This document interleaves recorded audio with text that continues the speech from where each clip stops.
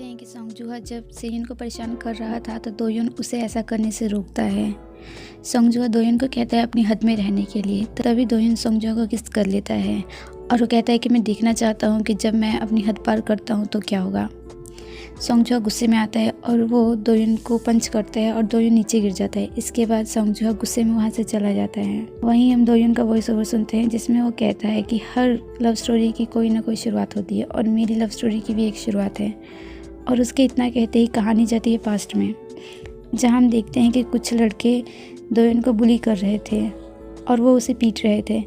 तभी वहाँ पर सोंगजुहा जाता है और सोंगजुहा दोयुन को बचाता है उन लड़कों से, वो उसकी हेल्प करता है और दोयुन बताता है कि उस समय से ही वो सोंगजुहा को पसंद करता है। उसके बाद दोयुन ने सोंगजुहा के आसपास रहना चालू कर दिया ताकि वो एक दूसरे के करीब हो सके, लेकिन ऐसा कुछ भी नहीं हुआ और दोयुन कहता है कि सोंगजुहा पहले की तरह नहीं रहा, वो अब बदल चुका है। आगे देखते हैं कि दोयुन सोंगजुहा के बारे में सोच रहा था। तभी वहाँ पर सेयुन जाता है। सेयुन दोयुन से पूछता है कि अभी तक हानते नहीं आया, तो इस पर दोयुन उसे कोई जवाब नहीं देता है।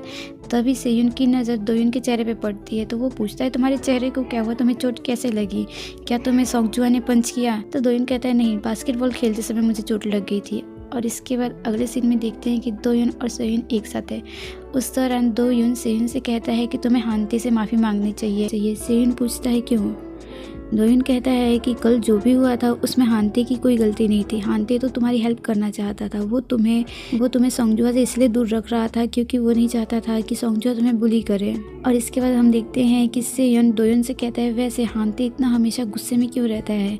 तो दोयुन कहता है कि वो तो मुझे भी नहीं पता, और वो कहता है कि गुस्सा तो वो पहले भी करता था लेकिन वो इतना गुस्सा नहीं करता था, लेकिन तुम्हारे आने के बाद से हानते ज़्यादा गुस्सा करता है। तो सेयुन पूछता है ऐसा क्यों? दोयुन कहता है कि ये तो मुझे भी नहीं पता। इस सीन में देखते हैं कि हानते अपने डॉक्टर से मिलने के लिए जाता है। उसके डॉक्टर हानते से पूछते हैं क्या तुम्हें फिर से सपने आने लगे हैं? हानते उनसे कहता है कि हाँ, मुझे फिर से सपने आने लगे हैं। डॉक्टर उससे पूछते हैं कि तुम्हें किस चीज़ के बारे में सपने आते हैं? हानते बताता है कि पहले की तरह ही मुझे मेरे भाई के सपने आने लगे हैं। तभी डॉक्टर उससे पूछते हैं कि हाल ही में ऐसा कुछ हुआ है जो कि तुम्हें तुम्हारे भाई की याद दिलाता हो, या फिर कोई ऐसे इंसान से तुम मिले हो जो कि तुम्हें तुम्हारे भाई की याद दिलाता हो? तो हानते कहता है हाँ, एक नया स्टूडेंट आया है जो कि मुझे मेरे भाई की याद दिलाता है। डॉक्टर उससे पूछते हैं कैसे? तो वो कहता है कि उसके बात करने का तरीका, उसकी पसंद मेरे भाई से मिलते, वो दोनों एक जैसे हैं। तो डॉक्टर कहते हैं चलो आज के लिए इतना ही, और इसके बाद हम देखते हैं कि डॉक्टर हानते के लिए कुछ दवाइयाँ लिखते हैं।